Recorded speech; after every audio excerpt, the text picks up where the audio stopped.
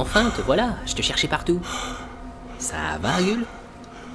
Je reprends mon souffle.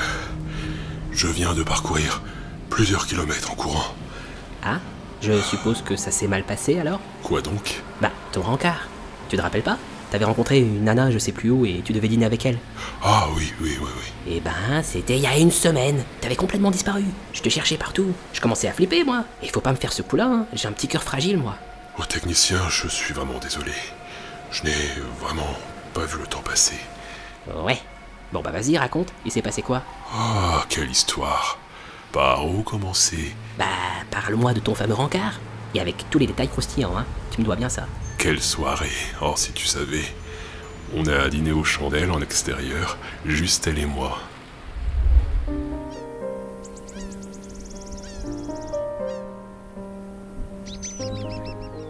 Je dois te l'avouer, je suis du genre timide.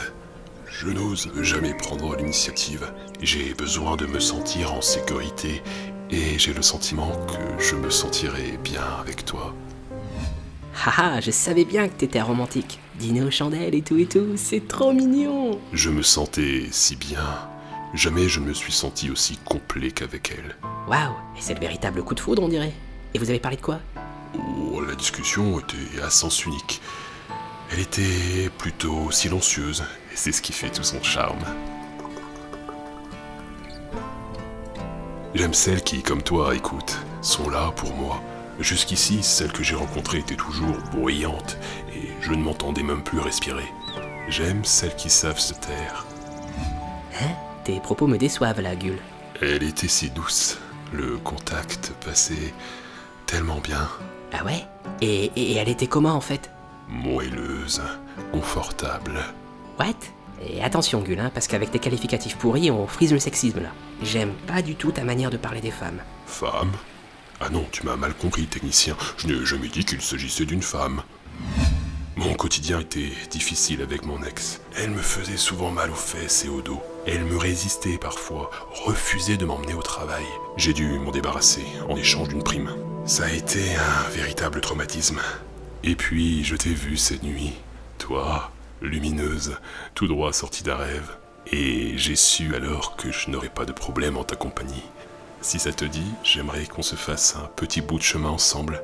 Toi et moi. Je t'aime, Titine. Une bagnole? Mais oui, Tu sors avec une bagnole? et pourquoi pas? Ça n'a rien d'étonnant. C'est même plutôt en accord avec les mœurs de l'époque. Eh bien t'as fumé du poulet à la brochette ou quoi? Depuis quand avoir une relation avec une voiture correspond aux mœurs de l'époque? Mais depuis des décennies, technicien. Wow. What? Laisse-moi t'expliquer.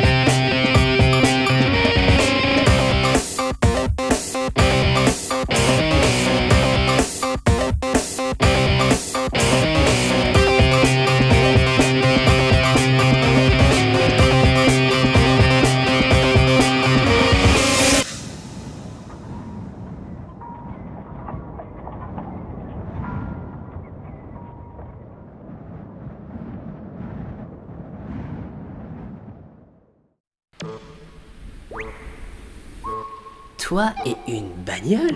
Mais comment t'as pu en arriver là? Je n'ai fait que suivre les recommandations publicitaires. Et comment ça?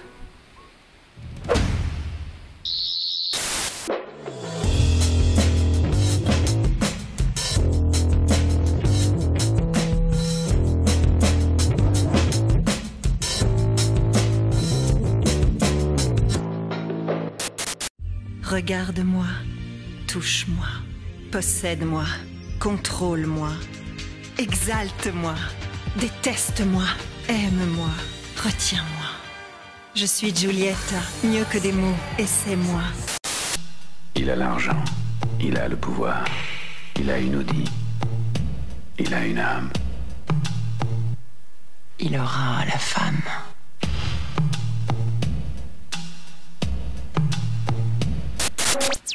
Tu vois bien, voiture et relations de cœur vont de pair. Mais c'est n'importe quoi. L'être humain a toujours eu un rapport particulier avec sa monture, ou tout autre moyen de locomotion. La figure du cheval, par exemple, est au cœur de nombreux mythes et légendes. Le fabuleux Pégase qui permettait aux mortels de s'élever jusqu'aux dieux. On peut croire que l'ère de la mythologie est révolue. Et pourtant, nous n'avons jamais été aussi imprégnés par le mythe qu'à notre époque. Et tu penses à quoi? À ceci.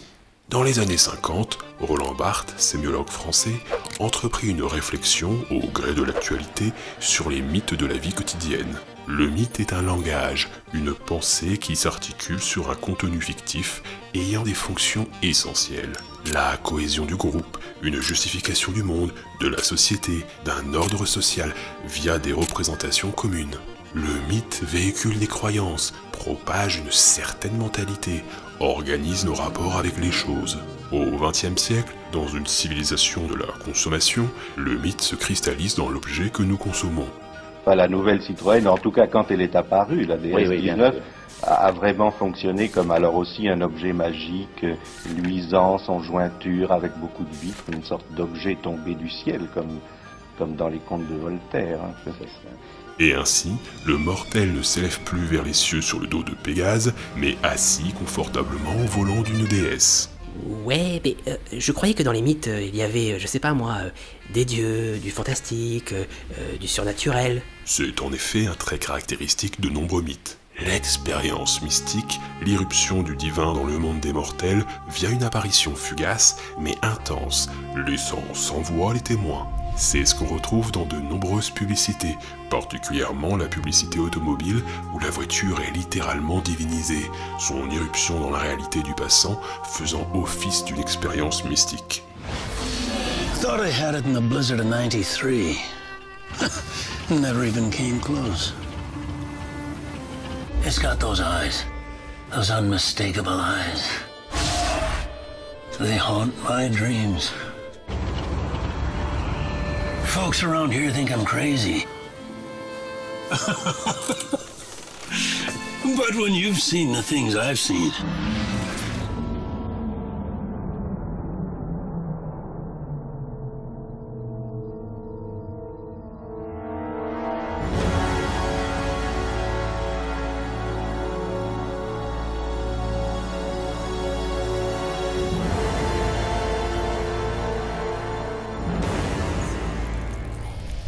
La lumière, intense et disparate, divine, est aussi un trait que partagent nos anciens mythes avec la publicité. Jeu de clair-obscur, nuit profonde dans laquelle l'automobile est porteuse de lumière, étoile filante technologique, lumière aveuglante comme dans un rêve ou une révélation biblique. Et merci les lens flares. Ah, ça me rappelle ma rencontre avec Titine. Ah ouais? Tu m'as pas dit comment vous vous étiez rencontrés? Il devait être 1h du matin dans ces eaux-là. J'étais sorti pour m'entraîner à faire quelques ricochets. Diantre. Attends, tu faisais des ricochets à 1h du matin? Oui, ça fait partie de mes petites pulsions nocturnes. Je me souviens encore, il n'y avait pas un bruit, une mer d'huile, pas un nuage dans le ciel, point de lune non plus. Et c'est là que ça s'est produit. Un petit bourdonnement lointain. Et puis, ce flash aveuglant. J'ai bien cru que mes yeux allaient fondre, littéralement.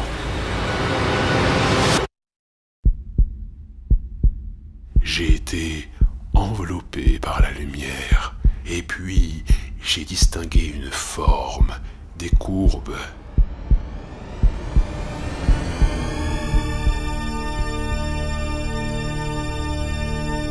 Et c'était elle.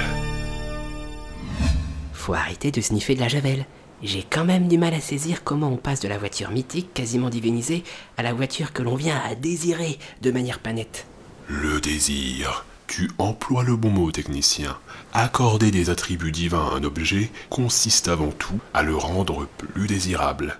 Roland Barthes, dans son ouvrage Mythologie, aimait faire ce jeu de mots de la Citroën DS avec déesse. Femme divine que l'on peut, dans le hall d'exposition, toucher, caresser, palper les rembourrages. Pour reprendre les termes du sémiologue, l'objet est ici totalement prostitué, approprié.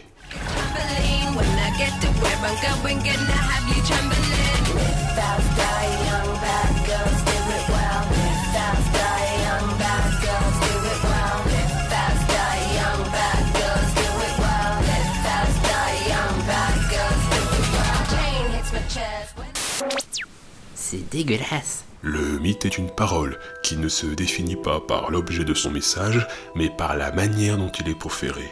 En cela, pour Roland Barthes, tout peut être mythe. J'ai envie que soit construite actuellement cette sorte d'encyclopédie, non plus du savoir, car ce serait beaucoup trop difficile, mais des symboles humains, de l'imagination de la société dans laquelle nous vivons. C'est-à-dire de tout, du vrai, du faux. Etc. Du vrai, du faux, du rêve, de la distraction, des fantasmes, tout cela étant véhiculé par des objets extrêmement différents, depuis l'affiche publicitaire jusqu'au récit de presse et jusqu'à l'œuvre littéraire. Oui. Un objet, si vous voulez, c'est toujours quelque chose de responsable. C'est plus qu'un objet, c'est responsable de ce que les hommes mettent en lui. Ces mythes sont des messages suggestifs qu'il faut savoir décrypter afin de saisir leur sens implicite, leur portée symbolique, leur réception. Là est le travail du sémiologue. Sémiologue, c'est quoi ça? La sémiologie est la science des signes.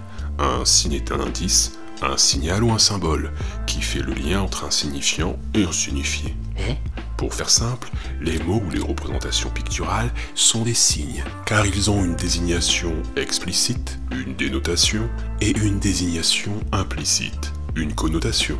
Le sémiologue est celui qui cherche à rendre compte de ces significations, à comprendre les symboles. Et la publicité est riche en symboles, symboles qui s'imprègnent, qu'on le veuille ou non, dans l'esprit du spectateur. La sémiologie ou sémiotique peut nous aider à comprendre ces mythes contemporains, et ainsi démystifier le message et le média.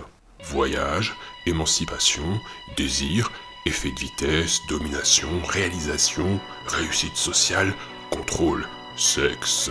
La publicité automobile ne vante pas seulement le produit, mais provoque des réactions sensorielles et émotionnelles, allant jusqu'à propager des valeurs et des normes idéologiques. Ouais, enfin, il n'y a pas que les publicités de bagnoles, c'est pareil pour tous les autres produits, non? Évidemment, mais automobile et publicité ont une relation très particulière. Elles vont de pair car elles ont une histoire commune. Petit retour dans les années 20. Souviens-toi, nous l'avions déjà évoqué quand nous avions traité du sujet de l'obsolescence organisée. Au début du XXe siècle, dans l'industrie automobile, c'est le constructeur Ford qui domine le marché grâce à une stratégie d'organisation scientifique du travail bien connue de tous, sous le nom de Fordisme. Si la connaissance du Fordisme est aujourd'hui bien intégrée dans notre culture générale, on connaît bien moins le sloanisme, pourtant déterminant dans l'industrie automobile. Alfred Sloan devient président de General Motors en 1923 et le restera une trentaine d'années. Dès son arrivée, il mettra en place une toute nouvelle stratégie. Son objectif fut de trouver une solution afin que le consommateur renouvelle son véhicule plus rapidement.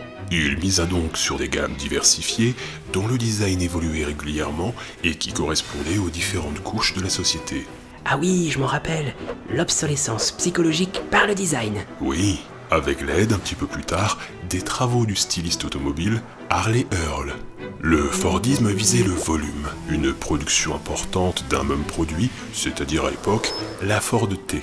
Sloan, lui, garda cet objectif du volume, mais y ajouta la diversité. Il subdivisa le groupe en 5 marques distinctes, avec une variation de prix, afin d'atteindre et de cibler différents profils. Cadillac ciblerait les clients attachés au luxe.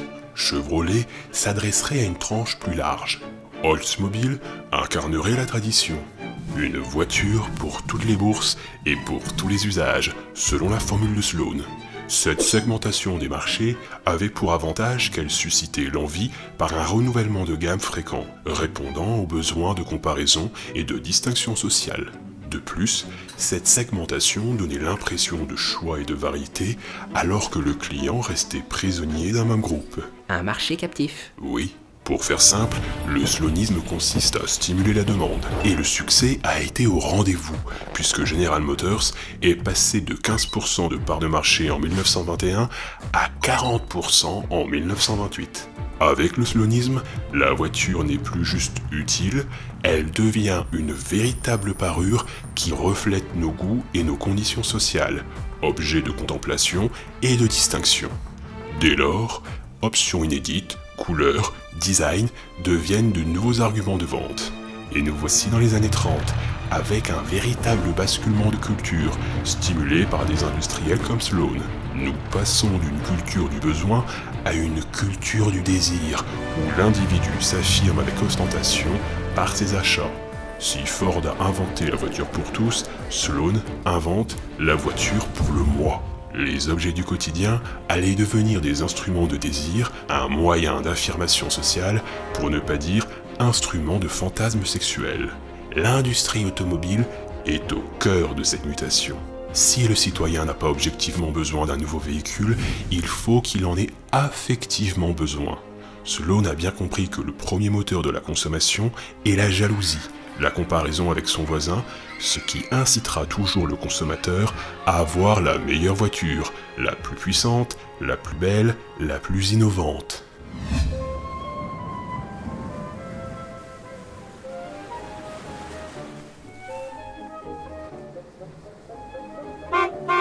Veuillez, s'il vous plaît, jeter tout de suite ce magazine cochon. Mais Titine, je ne fais que regarder. Envisagez-vous de changer déjà de véhicule? Mais non, je ne vais pas te quitter pour une petite italienne. Pour information, je vous rappelle que je suis garantie 5 ans avec assistance dépannage offert. Voulez-vous vraiment vous séparer de toutes ces offres? Ah, d'accord. Que c'est frustrant. Merci. La frustration. La voilà la clé de notre société de consommation. Pour reprendre la formule de Charles Gettring, PDG de General Motors avant l'arrivée de Sloan, la clé de la prospérité économique, c'est la création d'une insatisfaction organisée. Et comment entretenir une telle insatisfaction ?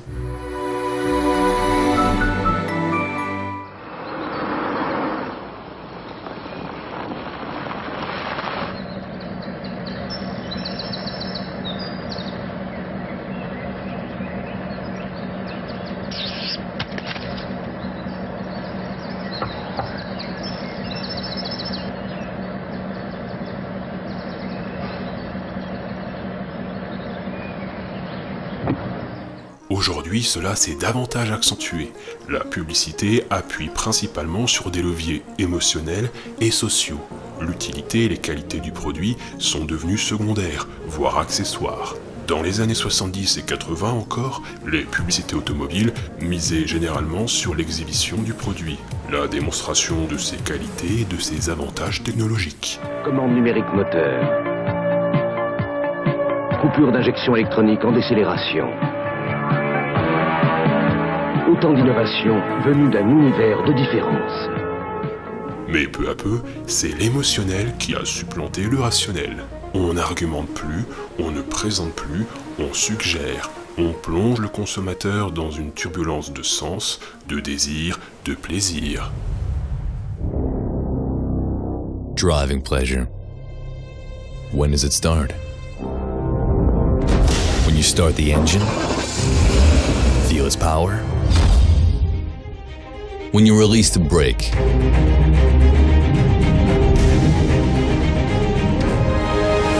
Does it start when the revs rise? And your heartbeat follows? When you speed up? The engine screaming? And there's nothing but the road ahead? No. It starts the moment you see it.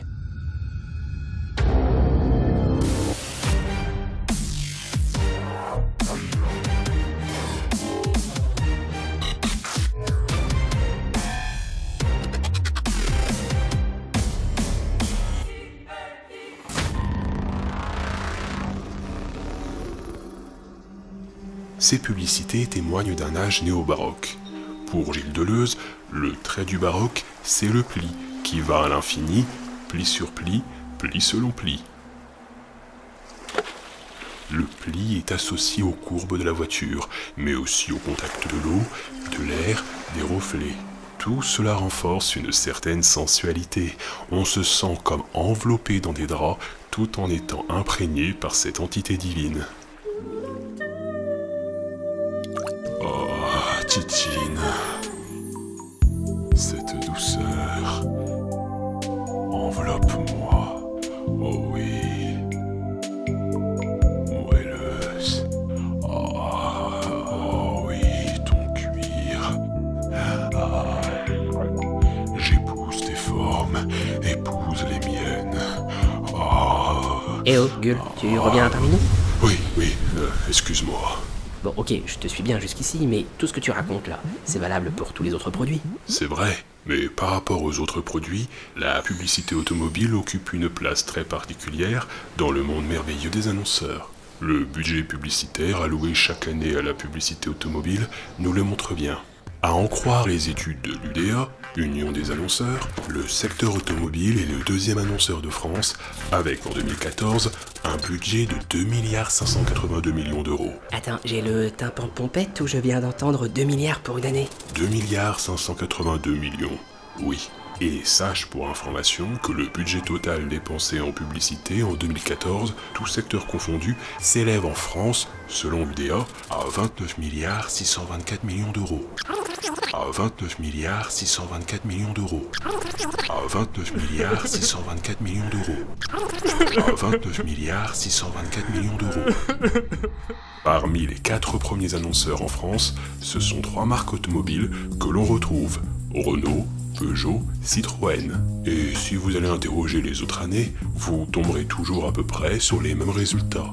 L'investissement du secteur automobile dans la publicité est colossal. Mais c'est pas logique. J'ai pas l'impression que c'est l'achat d'une bagnole qui est prioritaire pour les gens, surtout s'ils en ont déjà une qui marche bien. Justement, moins vous aurez besoin de consommer ou de posséder un produit issu d'une industrie forte, plus on vous martèlera de messages publicitaires sur ce même produit. C'est le seul moyen de vous pousser à l'achat, de vous donner l'impression qu'il faut changer de véhicule en jouant sur des leviers affectifs que nous avons déjà évoqués.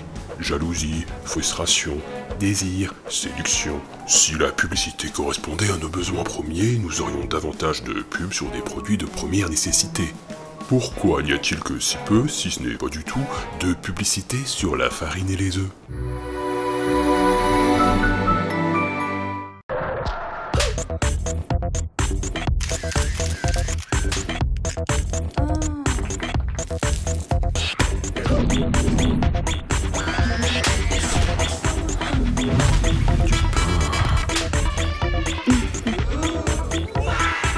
Farine, gardez le contrôle. Pour nous, les hommes. Existe aussi pour les femmes. Objection, votre honneur. Je suis désolé, hein, mais on voit plein de pubs pour des produits de premier ordre. Par exemple, je sais pas, des bouteilles d'eau. Contre-objection. L'eau en bouteille n'est pas un produit essentiel. Nous avons l'eau du robinet. Ouais, mais je suis quand même sceptique. J'ai pas l'impression que c'est en diffusant plein de pubs pour un modèle de voiture que cela va booster les ventes d'un modèle. Technicien, l'abondance de publicité automobile ne vise pas tant à promouvoir un produit, un modèle en particulier, mais davantage la marque elle-même. En anglais, marque se dit brand, du verbe to brand, marqué au fer rouge. La publicité, plus particulièrement la publicité automobile, a pour objectif de marquer les esprits, s'immiscer le plus possible dans la mémoire. Qu'est-ce que c'est l'image de marque? C'est en même temps l'idée que le public se fait d'un produit ou d'un homme et le symbole qu'il représente. Dans notre civilisation, l'image de marque la plus ancienne, la plus forte, la plus simple, c'est la croix. Elle est la passion du Christ et en même temps, visible de loin, le point de repère d'une église.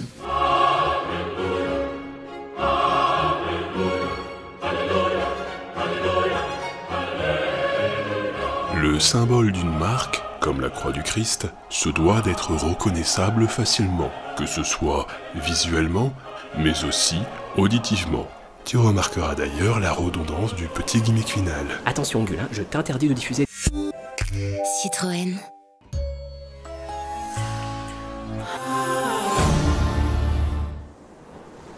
Gueule, je vais te tuer.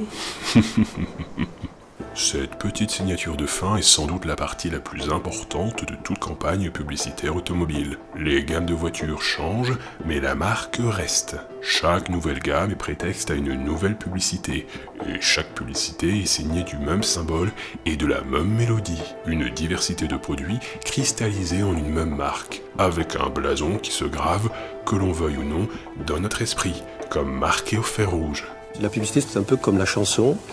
Il y en a qui retiennent les airs, d'autres retiennent les paroles, puis certains retiennent rien du tout, mais retiennent toujours le nom du chanteur. Ouais. Là, le chanteur, c'est Citroën. La mémoire du consommateur, voilà ce qui est visé.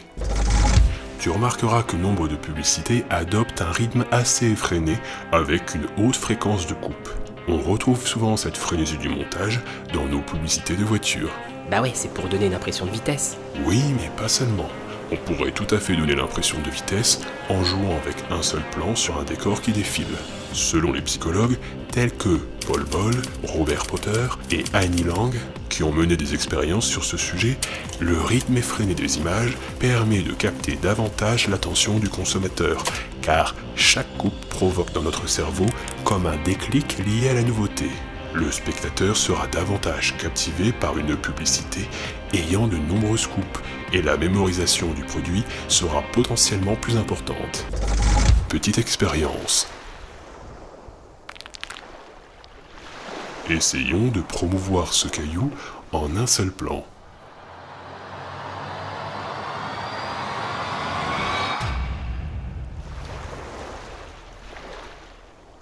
Gull, là on s'ennuie. Alors, rajoutons une musique plus dynamique. Ouais, mais j'ai toujours du mal à vouloir l'acheter, ton caillou. Eh bien, faisons une petite variation dans les plans. Ah ouais, c'est un petit peu mieux. Et maintenant, une variation des décors et des images. Je suis caillou. Je suis le témoin de tous les âges. Je résiste aux tempêtes, à la corruption du temps. Je suis immortel. Je suis caillou. Je suis faite de la même matière que les astres. Oh la vache, il est devenu puissant ton caillou. N'est-ce pas? Il y a eu là une stimulation du cerveau par la nouveauté des images. Et mon petit caillou s'est sans doute immiscé plus facilement dans votre esprit. C'est pas gentil ce que tu me fais là.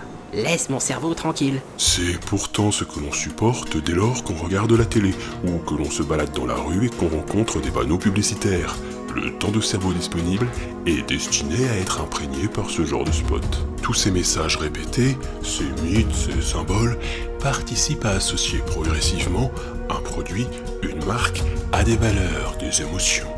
Ils apportent des repères qui nous rassurent, nous guident, nous donnent de l'espoir. Ça fait très religieux tout ça. Tout à fait. Sache d'ailleurs qu'au niveau des observations du cerveau via IRM, la foi religieuse et l'amour d'un produit ou d'une marque sont identiques. Aujourd'hui, la marque a dépassé le produit en générant une émotion particulière. J'appelle ça une religion. Et j'étudie le phénomène depuis 7 ans. Depuis notre première étude sur les consommateurs amoureux d'une marque. Les gens ont besoin de croire en quelque chose. Comme les églises ne suscitent plus l'engouement, elles sont remplacées par les marques. Et c'est important pour une marque d'être une marque religieuse ? Bien sûr. Déjà pour marquer sa différence, c'est très important. Ensuite, ça influe sur le budget qu'un consommateur est prêt à consacrer au produit. Si les gens ne considèrent plus un appareil comme quelque chose de simplement utilitaire, s'ils commencent à éprouver une émotion avec, alors le prix n'entre plus en ligne de compte. C'est comme si je vous demandais d'évaluer le prix de votre compagne. Si je vous dis elle coûte combien, vous allez me répondre « Mais Martine, comment osez-vous me poser une question pareille ?» Les grandes marques ont remplacé les églises. La marque et ses modèles encombrent ainsi notre mémoire. Et par cette porte ouverte, elles y associent des valeurs, des normes auxquelles le consommateur sera emmené progressivement à adhérer. Des valeurs à adhérer, comme pour les religions, ou encore un parti politique qui fait de la propagande. L'analogie est pertinente. Si, comme chacun le sait, les politiques usent de techniques publicitaires à visée électorale ou pour vanter leur mandat, les publicitaires, eux, use d'une certaine forme de discours politique, distillant enthousiasme idéologique, vision anthropologique, projet d'avenir. Et créant de nouveaux mythes. Oui, de la pure propagande à l'ancienne, mais avec des moyens contemporains. At BMW, we believe the best way to predict the future is to create it. We created the most powerful letter in the whole world, and with it, a thrilling future of performance. We created an exciting future of mobility, one that's both beautiful and sustainable. Now, we are creating the future of luxury. It will be magical and irresistible, just as BMW has always been. Let's not tell the world where we're going. Let's show them. Introducing the all-new BMW 7 Series. On retrouve même parfois dans certains spots nos vieilles rivalités nationalistes. Das voiture. Là, les Allemands, ils vont se demander... Avec la Renault Limited, les Italiens, ils vont voir rouge. Oh, shocking! La série Renault Limited, elle est so raffinée. Das aide de parking arrière, grosse liste d'équipements. La touche française. Les symboles et les discours révolutionnaires sont légion, avec parfois des références historiques directes, comme la chute du mur de Berlin. Within the sounds of silence.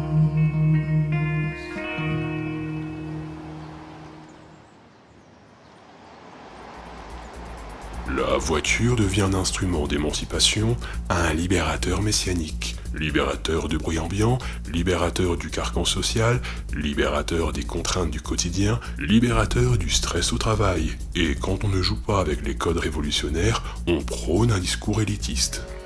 Nous sommes l'avant-garde. La première ligne. Nous sommes l'avant-garde de la mode, du design, de la technologie. Nous sommes les sentinelles éparpillées à travers les villes. Les éclaireurs, les pionniers. Nous ouvrons la route, nous repoussons les ténèbres. Notre tâche est de faire avancer le monde, de l'emmener là où il ne serait jamais allé sans nous. Nous sommes différents. Là où nous allons, les autres ne vont pas. Nous prenons les risques. Nous sommes ceux qui annoncent ce qui vient. Nous sommes l'avant-garde.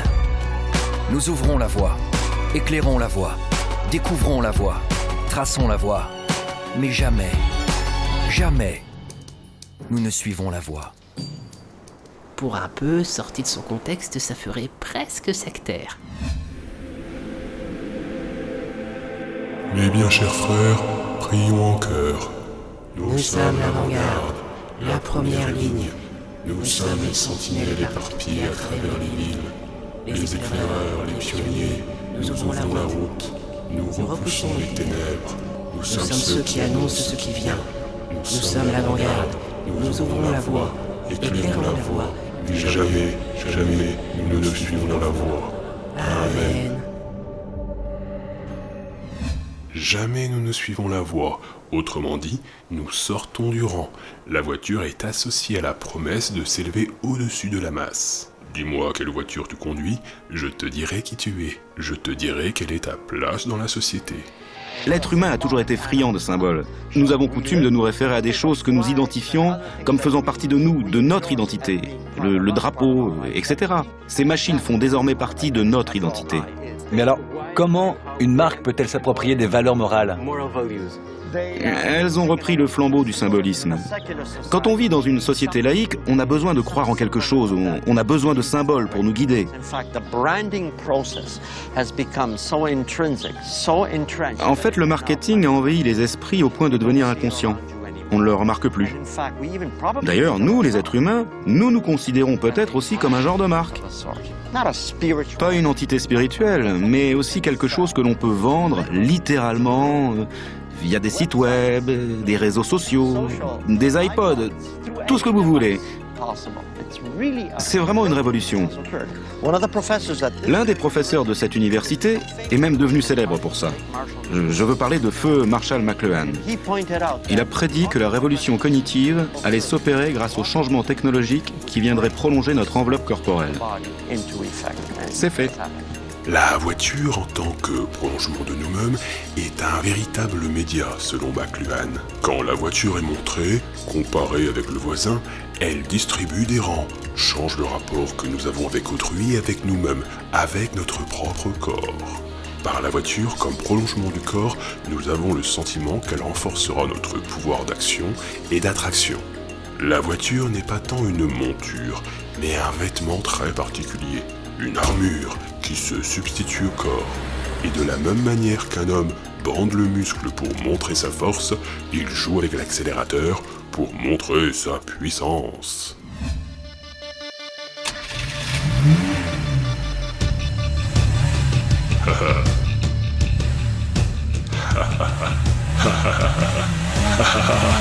Je suis tout puissant.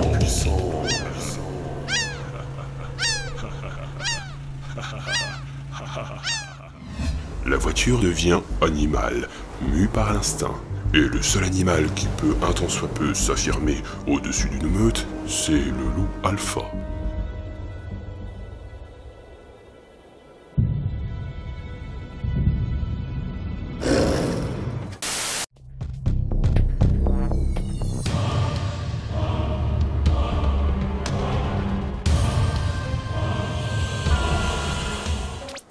Ouais, enfin c'est bon, on n'est pas une meute de loups quand même.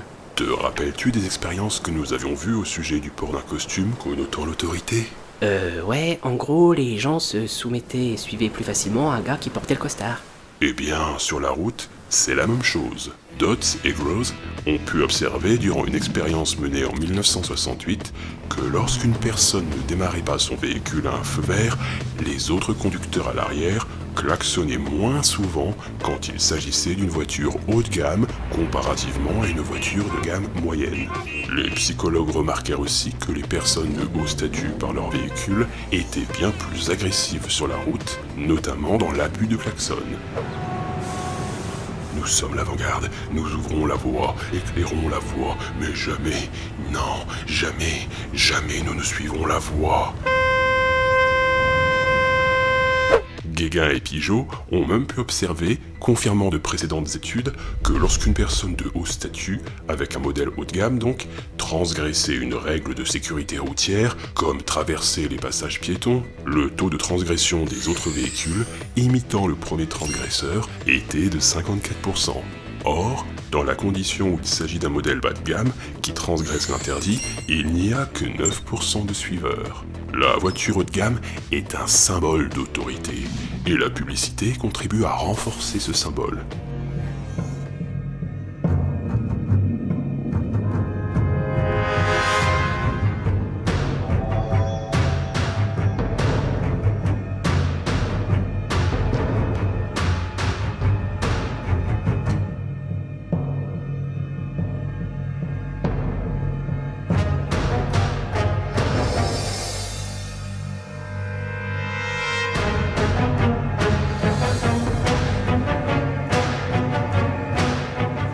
Être au-dessus de la masse, c'est aussi s'émanciper des conformismes. Qu'est-ce que vous voulez? De l'amour? De l'argent? Du pouvoir? Combien de fois avez-vous dit oui? 5, 6, 10 000? Oui! Vous êtes celui qui dit toujours oui! Bougez la tête de haut en bas, de haut. Dans votre vie, vous dites tout le temps oui. Mais avez-vous déjà essayé de dire non? Non-conformisme. Pour découvrir une voiture qui ne ressemble à aucune autre. C'est là un grand paradoxe qui m'a toujours amusé. La publicité vous promet le non-conformisme par l'achat de son produit, alors qu'elle vise à ce que le plus de monde se conforme dans l'achat de ce produit, tout en se rendant conforme à un certain modèle de vie. Les publicitaires ciblent des catégories précises de la population. Ce faisant, ils s'assurent que leurs personnages et les situations mises en valeur correspondent au profil type. Pour cela, ils véhiculent les mêmes représentations.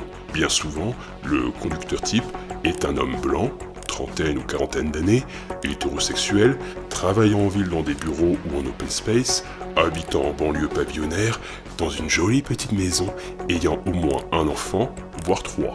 Et pourquoi 3? Le nombre de places à l'arrière. Ce type de représentation, quand elles sont répétées, déforme non seulement notre vision du réel, mais propage des stéréotypes, des modèles de réussite. Pendant longtemps, il était habituel de représenter la voiture comme émancipatrice du quotidien. On voyait alors de multiples publicités où la voiture quittait la ville, les familles partant en vacances, en voyage, libérées du métro, boulot, dodo. Mais tu remarqueras que les publicités automobiles, depuis les années 90, sont devenues moins farouches, plus citadines. I thought I would never go back.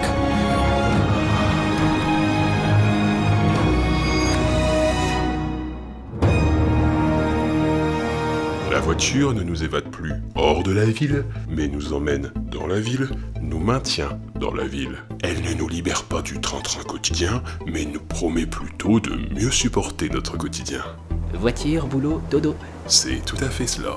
La voiture ne nous emmène plus en vacances, mais au boulot. Elle nous conforme. Les publicités de voitures participent à propager une certaine idéologie du travail. La voiture est devenue un miroir de notre condition sociale, moyen de transport qui nous mène au travail, tout en étant source de désir qui nous stimule à travailler et à nous élever socialement encore davantage. Élévation qui se traduira par l'achat d'un nouveau véhicule. La boucle est bouclée. La voiture est incitation au travail et compensation au travail.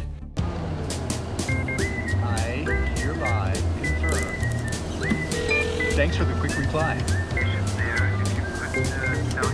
Wait, hold on, please.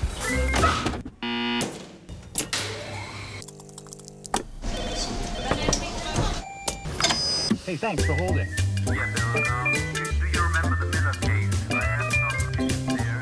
Notre loup alpha est un bon travailleur.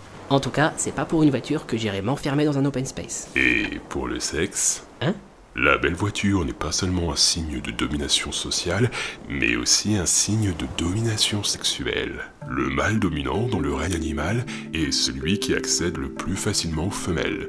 On parle pour certains animaux de caractères sexuels secondaires, qui sont des signes visibles de dominance. Par exemple, ce caractère sexuel secondaire chez le pan prend la forme d'une queue chatoyante.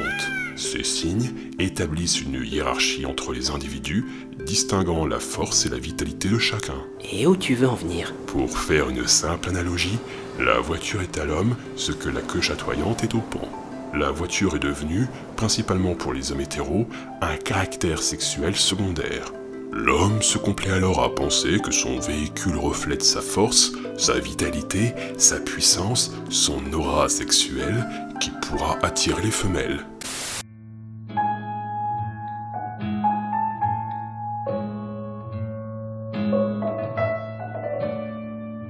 Look into her eyes. Look into her eyes. Look into his eyes. Look into his eyes. Nouvelle analogie. Une belle voiture est à l'homme ce qu'une belle poitrine est à la femme. Un bon point de cocher dans le loto de la séduction. Et c'est ainsi qu'on en arrive là. Il a l'argent, il a le pouvoir, il a une Audi, il a une âme. Il aura la femme.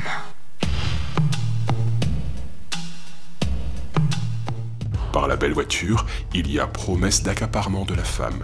Et ce type de publicité conforte les rapports de soumission de l'homme sur la femme. Dans la publicité, la voiture pour l'homme est à la fois extension du corps masculin, signe de sa domination, tout en étant fantasme du corps féminin, ou du moins promesse du corps féminin comme objet.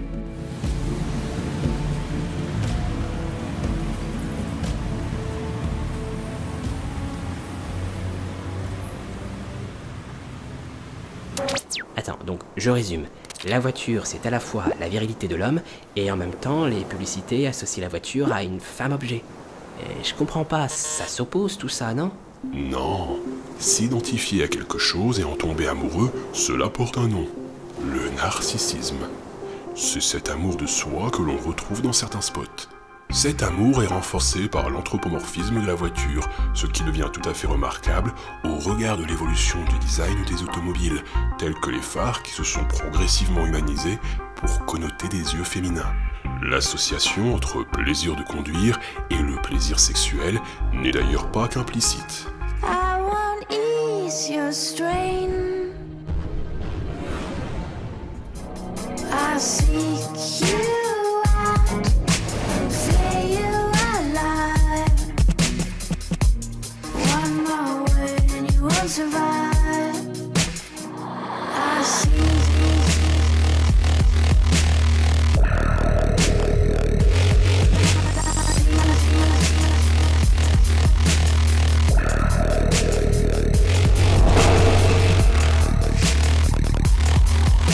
Ce procédé associatif de rapports sexuels et de conduite n'est pas rare, et parfois cela ne relève pas du tout de la suggestion.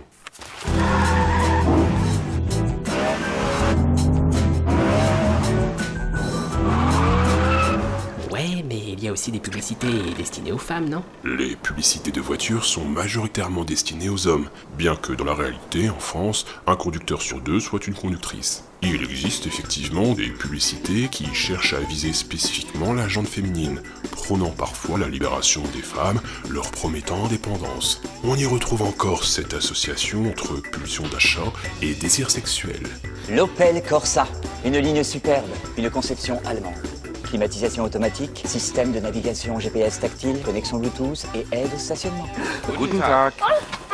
Qu'est-ce que c'est? Ne vous inquiétez pas, madame. Voici Gunther, Hans. Et moi, je suis Jürgen. C'est le pack Opel. Entretien, garantie et assistance pendant 5 ans. Oui, je vais le prendre. Cependant, on y trouve parfois des discours qui, bien que sous le second degré, n'en demeurent pas moins sexistes.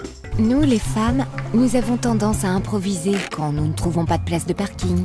Mais nous laissons toujours notre numéro de téléphone. Si nous trouvons un bout de papier, c'est pourquoi Nouvelle Renault Twingo vous offre l'option « Désolé de m'être garé là ». Des petites cartes qui vous font passer pour une fille sympa même quand vous êtes mal garé. Rendez-vous sur newtwingo.be pour commander gratuitement vos petites cartes d'excuses.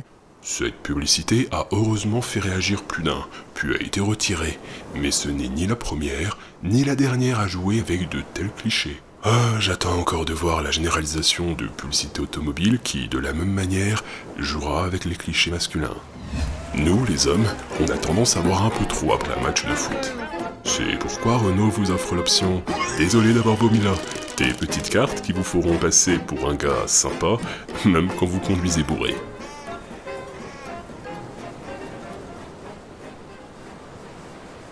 T'es quand même tombé bien bas, Gull, hein? Ah oui, je sais.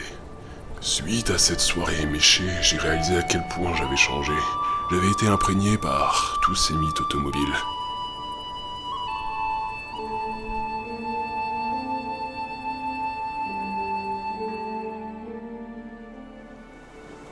Ça va faire bientôt une semaine que nous sommes ensemble. 132 heures et 14 minutes plus exactement. Ah, je ne me reconnais plus. Je suis devenu agressif au volant et j'ai l'impression d'être au-dessus de la masse. J'en suis même arrivé à rêver d'open space, de résidence pavillonnaire avec piscine, et je me suis même remis à porter la cravate. Cette cravate vous va à merveille. C'est terminé.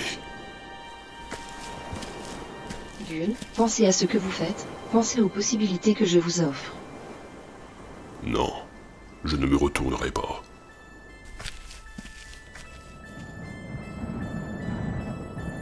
J'ai marché longtemps sans destination particulière. Puis je me suis mis à courir. J'ai alors redécouvert la sensation grisante du vent frôlant mes vêtements. Je pouvais dévier de ma trajectoire. Je pouvais quitter le bitume. J'étais désormais en terrain inconnu, non balisé. Je pouvais m'arrêter n'importe quand, n'importe où, me baisser, sentir la terre sous mes doigts. Regarder les raies de lumière au-dessus de moi. La lumière, cette lumière intense. Elle était là. Mais d'où venait-elle? Une autre magie à 4 roues? Non, c'était autre chose. Je courais encore, rien ne m'arrêtait. Il y avait un obstacle devant moi, je n'avais pas à le briser. Je pouvais le contourner, l'escalader, sauter par-dessus, car oui, je savais sauter. Rien n'arrêtait ma course vers la lumière. Je m'approchais.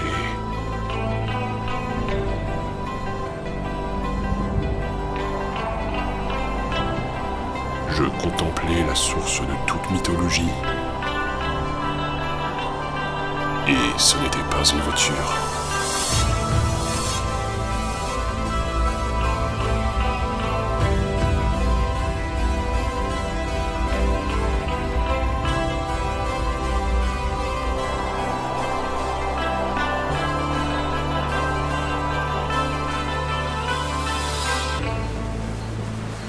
Et j'ai repris la route, guidé par mon simple désir de découverte.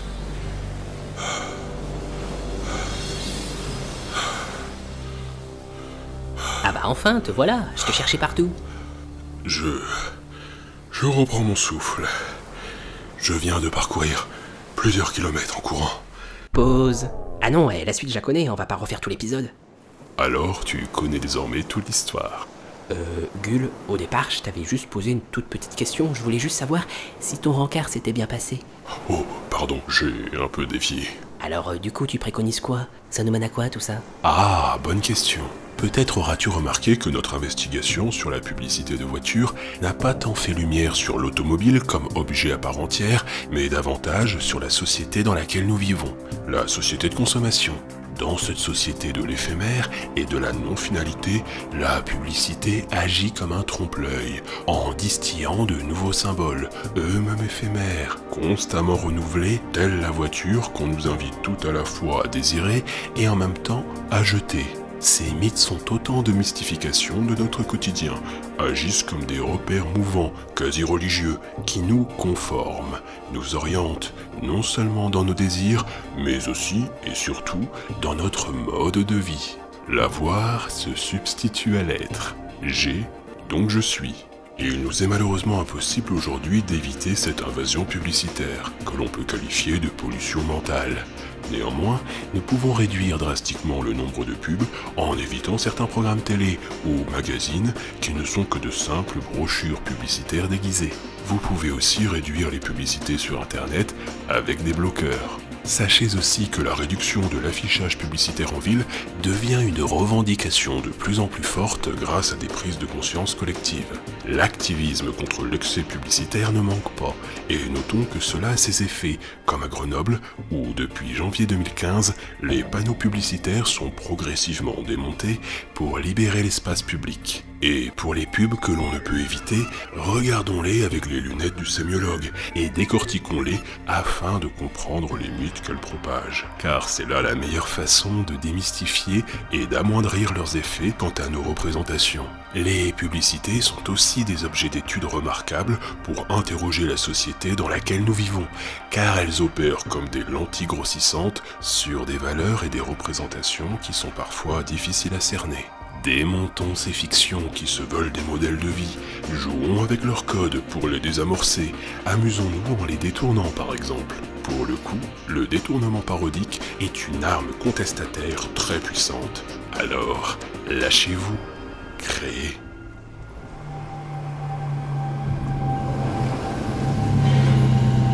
Diantre, elle m'a retrouvé. Gull, vous n'êtes rien sans moi. Nous ne faisons qu'un. Qu'est-ce qu'on va faire? Je crois qu'il est temps de lever définitivement l'envoûtement.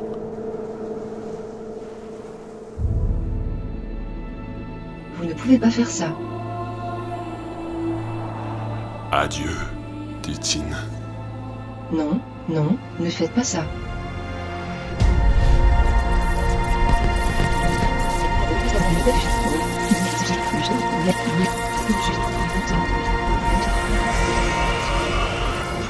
Attention, technicien, des lens flares.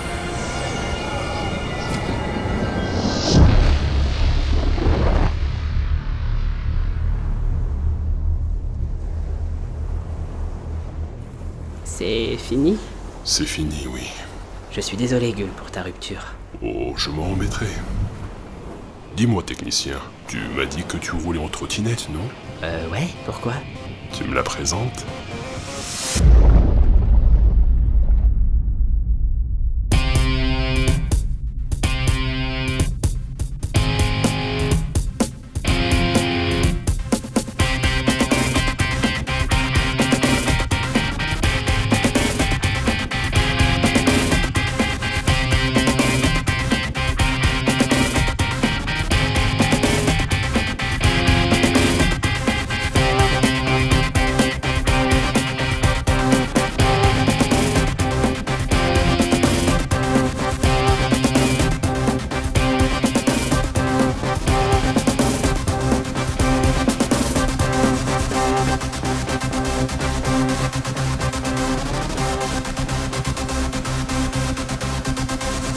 Regarde-moi.